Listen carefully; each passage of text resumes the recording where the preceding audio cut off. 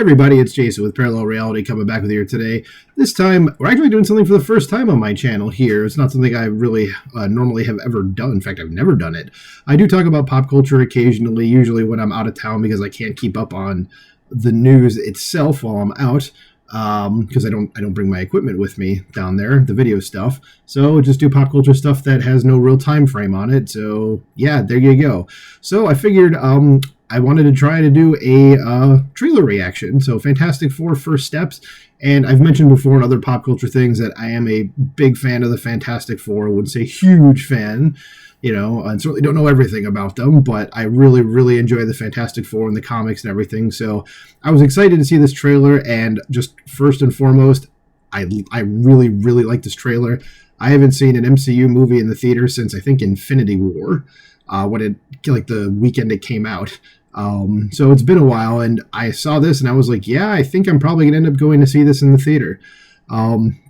So I'm going to kind of go through this a little step by step. I'm not going to play the whole thing, and as you can see, I have the volume off on here because I don't want this to get struck if it does, kind of whatever. But I was going to kind of pick apart some things that I enjoyed and kind of go from there. So let's get into it.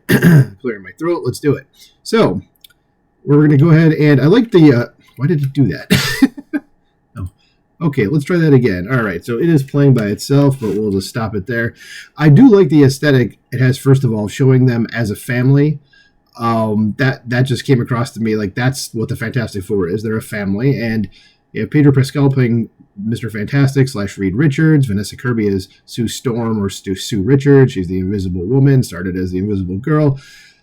I don't like the casting of Pedro Pascal here, mainly because he seems to be in every movie, and it's like he's just one of those people here. I'm like, I don't blame him for taking the role in that he's wanted, but it's just like anybody else. Like, there's not anybody else that could play the character. I mean, the obvious pick would have been John Krasinski, but I know he was I think what was it in the I was gonna say Doctor Doom, but Doctor Strange, Multiverse of Madness, but he still would have been the right choice for this. And Emily Blunt, who's, if you don't know, is John Krasinski's wife, would have been a great Sue Storm, but I do like Vanessa Kirby as Sue Storm. I have zero issues with her in the role. She's definitely got, like, Sue Storm's supposed to be, like, a gorgeous woman, and she is. Vanessa Kirby, that is. Reed Richards, I don't buy Pedro Pascal because he just, I don't know, I always saw Reed Richards as kind of like taller and thin, and Pedro Pascal just doesn't seem to be that, and he doesn't come across to me as smartest guy in the universe sort of thing, but hey, what do I know? So let's skip ahead here, showing him his family, and then Ben and Herbie here. I heard a lot of people talking crap about the look of the Thing, which I have to say is you're wrong. The Thing looks fantastic here. I thought it just looked great. I think it's the best look he's had. The voice, though, I know a lot of people have said that. His voice should be more gravelly. I agree with that. I kind of wanted it to be more like Michael Chiklis's was in the two that he was in like 20 years ago. But hey, can't get everything. But I don't have a problem with it overall. It's not gonna like ruin the movie for me if his voice isn't gravelly or something like that. But I like the fact also too that you're humanizing basically a monster right away, and there's someone that looks like a monster, because Ben Grimm is like the lug with a heart of gold sort of type, and he hates the fact that he looks the way he does, but right off the bat you're saying this scary looking guy is actually just like a normal dude, and he's talking about the food and everything. And of course, as I mentioned, Herbie to the bottom left there, and there's another look at Herbie to the bottom left again, and better look at Herbie again. All right, and then the Ben seeing himself in the reflection there. Johnny Storm. I don't know much about the actors that play either Ben Grimm or Johnny Storm, but they seem okay. Though Johnny Storm was like, it seems more like a goofball here than like a ladies' man type, which is kind of what he is, like an arrogant ladies' man type.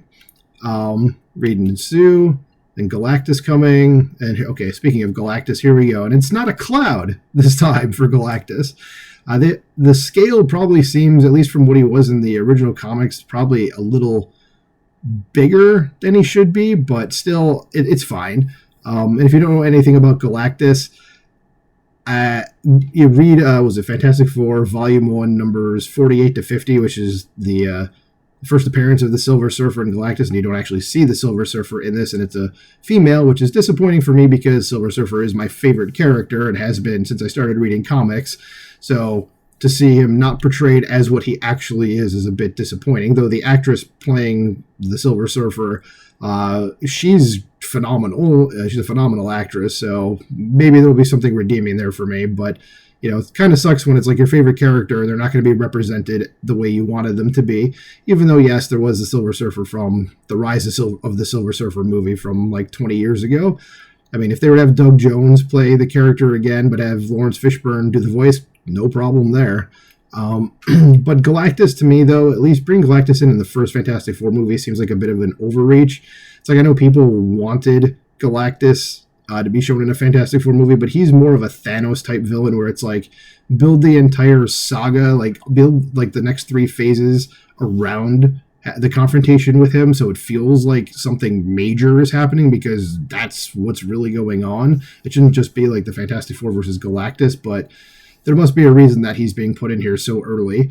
But hey, we'll see what it is. But I like the fact that he's in there. So then it goes to, where's the picture or the part? Yeah, this. I like this a lot, actually. Like, the costumes I think are really good. They look based on, not necessarily like, in a way, on their early costumes, but also like when the Jonathan Hickman run as well, which if you want to read some good Fantastic Four comics, the Jonathan Hickman run on the book is great. But I know a lot of people are picking on like, oh, Ben looks, why is he so small? It's like, well, he's standing behind Reed and Sue here, and so is Johnny. So that's why, but he's going to be taller than her for sure. But yeah, that's what I think. I really liked it. I don't see there's not anything in here that's making me go, yeah, I don't want to see it anymore, but I'm sure there will be at least one other trailer that comes out before July, because July, from the time I'm recording this and when this movie's coming out, is still 5 months away. So I'm going to go ahead and give it a like. Why not? So that was it. Let me know what you think about this in the comments below. Are there any Fantastic Four stories that you would recommend, or any specific runs from an author? Like I mentioned Jonathan Hickman. I'll mention John Byrne's run as well from the 80s in there too, which is kind of considered like the seminal run on the title besides Stan Lee. But let me know. Like, share, subscribe, and I'll talk to you soon. Bye.